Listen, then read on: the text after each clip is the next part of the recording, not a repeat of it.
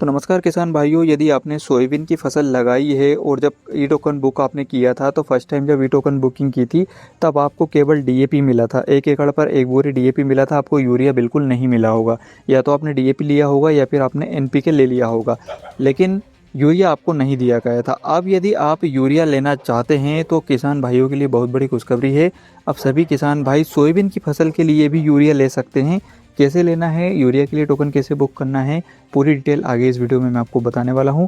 तो वीडियो को एंड तक जरूर देख लीजिएगा। और अगर आपने अब तक चैनल सब्सक्राइब नहीं किया है तो आप हमारे सरकारी खबर यूट्यूब चैनल को जरूर सब्सक्राइब करें, क्योंकि आगे भी किसानों से रिलेटेड जितनी भी योजनाएं मध्य प्रदेश सरकार चला रही है उन सभी की जानकारी हम वीडियो के माध्यम से लगातार आपको उपलब्ध करवाते रहेंगे। तो फटाफट आप चैनल सब्सक्राइब कीजिए। किसान भाइयों, बहुत सारे कमेंट हमारे पास आए थे जिसमें ये बताया गया था कि उन्हें सोयाबीन की फसल के लिए यूरिया की आवश्यकता है। देखिए, अभी जो भी किसान भाई ने सोयाबीन की बोनी की थी तो 15 से 20 दिन की लगभग सभी किसान भाई की फसल हो चुकी है।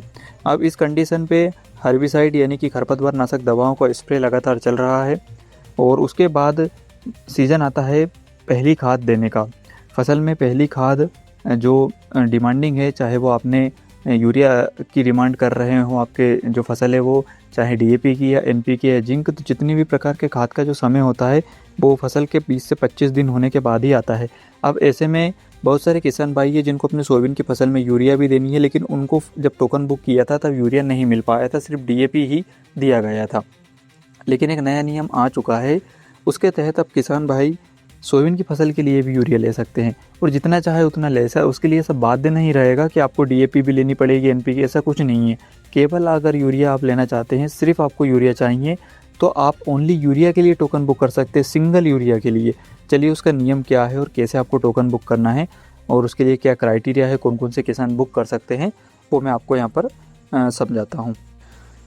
तो किसान भाइयों, आप स्क्रीन पर देख सकते हैं, यहाँ पर स्पष्ट जानकारी है कि खाद वितरण में ई टोकन का नया फरमान यानी कि नया नियम, पहली बार बुक या पूरा स्टॉक उठाने के बाद ही मिल सकेगा दूसरा टोकन। तो चलिए इसके बारे में मैं आपको समझाता हूँ थोड़ा सा कि ये क्या होने वाला है।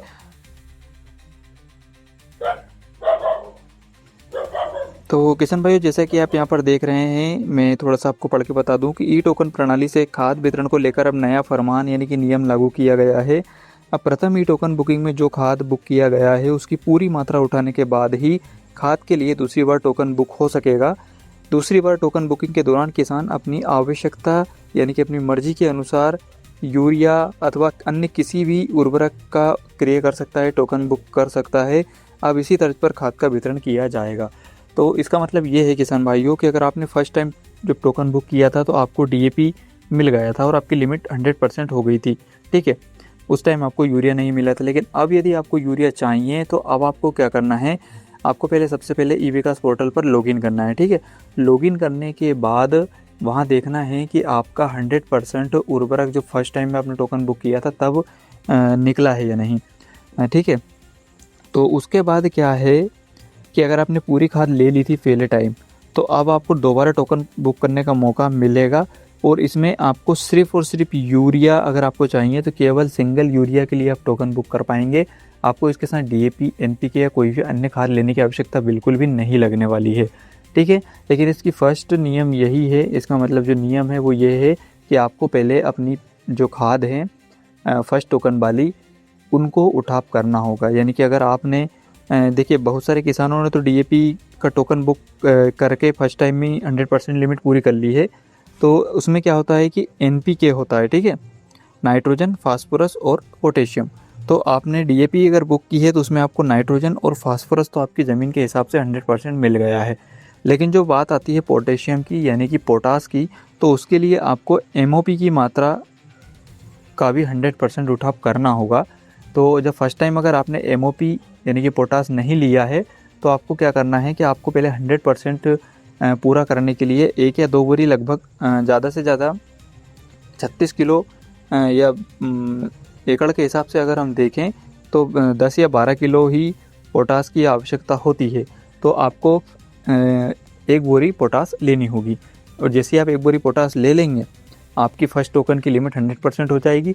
उसके बाद आप सेकंड टोकन बुक कर पाएंगे जिसमें आपको अपनी इच्छा के अनुसार फिर खाद चुनने का ऑप्शन मिल जाएगा, जिसमें आप केवल यूरिया सेलेक्ट कर सकते हैं और अपनी ज़मीन पर लगभग 1 बोरी प्रति एकड़ या किसी किसी जगह पर 2 बोरी प्रति एकड़ के हिसाब से आपको यूरिया मिल जाएगा और आप अपनी यूरिया की आवश्यकता की पूर्ति भी कर पाएंगे। ठीक है, तो जिन भी किसान को सोयाबीन की फसल के लिए यूरिया चाहिए वो इस प्रकार से यूरिया का टोकन बुक कर सकता है और पूरे मध्य प्रदेश के सभी ज़िलों में ये वर्क कर रहा है, सभी ज़िलों में लागू है। ऐसा नहीं है कि किसी ज़िले में नहीं है, सबके लिए एक शर्त ये है कि आपको फर्स्ट टोकन का जो उर्वरक यानी कि जो खाद थी उसकी मात्रा फुल करनी होगी, सब कुछ उठाना होगा। अब कुछ किसान भाइयों को दिक्कत ये आ जाएगी कि उनके ज़िले में अगर डीएपी नहीं है तो वो डीएपी का अगर टोकन बुक करने जाएंगे तो उनको नहीं मिलेगा। एनपीके नहीं है, डीएपी एनपीके में से कोई एक नहीं है या फिर पोटास नहीं है, तो उसके लिए उनको क्या करना पड़ेगा कि अपने अन्य एरिया में जाना होगा, दूसरी तहसील में चयन करना होगा। अपने एरिया से हटकर 20-25-30 किलोमीटर दूर अगर कहीं मिल रहा है तो वहाँ का रिटेलर चुन के वहाँ से उठाना पड़ेगा। तो इस तरह की दिक्कतें किसानों को देखने को मिलेगी।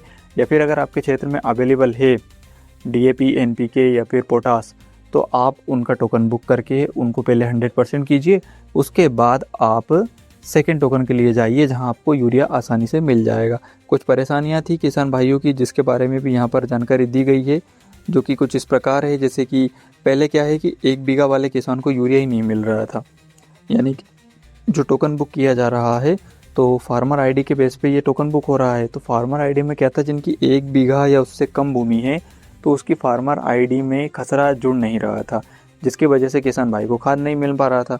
तो इस समस्या का अब समाधान कर लिया गया है। चाहे आपके पास कितनी ही कम भूमि हो, अगर उसकी फार्मर आईडी में नाम आ चुका है, फार्मर आईडी आप अपडेट करा लीजिए, तो उसके बाद क्या होगा कि वो ऑटोमेटिकली ई-विकास पोर्टल पर लिंक हो जाएगा और उसके लिए आपको खाद मिल जाएगा। ठीक है, इसके बाद दिक्कत ये भी थी कि ई-विकास जो टोकन हो रहा था उस पोर्टल से, तो ई टोकन बुक कराने वाले किसान को पहले डीएपी एसएसपी खरीदने के लिए बाध्य किया गया था, और जो कि फर्स्ट टोकन के लिए है। ठीक है, यानी कि आपको 100% उर्वरक उठाव के लिए पहले पोटास और जो फास्फोरेटिक है जिसमें एनपीके डीएपी आता है या फिर सुपर आता है, तो उनका उठाव करना ज़रूरी है।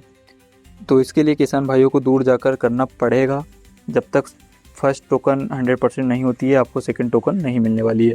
अगर आप कमेंट करेंगे तो मैं पूरी प्रोसेस आपको बता दूंगा कि किस प्रकार से आप सोयाबीन के लिए यूरिया का बुक कर सकते हैं। ठीक है, अभी क्या है कि मेरा जो लॉगिन आईडी है उस पर मैंने 100% खाद का उठाव नहीं किया है। मेरे एरिया में डीएपी अवेलेबल नहीं है, इस वजह से मेरा जो उर्वरक का उठाव है वो 100% नहीं हो पाएगा, वरना मैं आपको खुद लाइव अपनी आईडी लॉगिन करके दिखा देता और दोबारा टोकन बुक करके भी बता के सोयाबीन के लिए यूरिया बुकिंग आपको पूरी प्रोसेस दिखा सकता था। लेकिन अभी क्या है, मेरे यहाँ पर डीएपी उपलब्ध नहीं है, जिस वजह से मैं मेरी आईडी से 100% डीएपी नहीं ले पा रहा हूँ। मतलब फास्फोटिक का जो उठाव का नियम है उसकी मैं पूर्ति नहीं कर पा रहा हूँ। मुझे केवल यूरिया चाहिए है, तो उसके लिए मुझे पहले डीएपी या एनपीके को 100% करना पड़ेगा, तब जाकर सेकंड टोकन बुकिंग होगी और उसमें मैं यूरिया अपनी इच्छा अनुसार ले सकूँगा। तो इस प्रकार से ये होने वाला है। उम्मीद है आपको जानकारी समझ आई होगी। इस वीडियो को अन्य किसान साथियों के साथ शेयर कर दीजिए। किसी भी तरह का सवाल है भेजिएगा, आप कमेंट कर सकते हैं।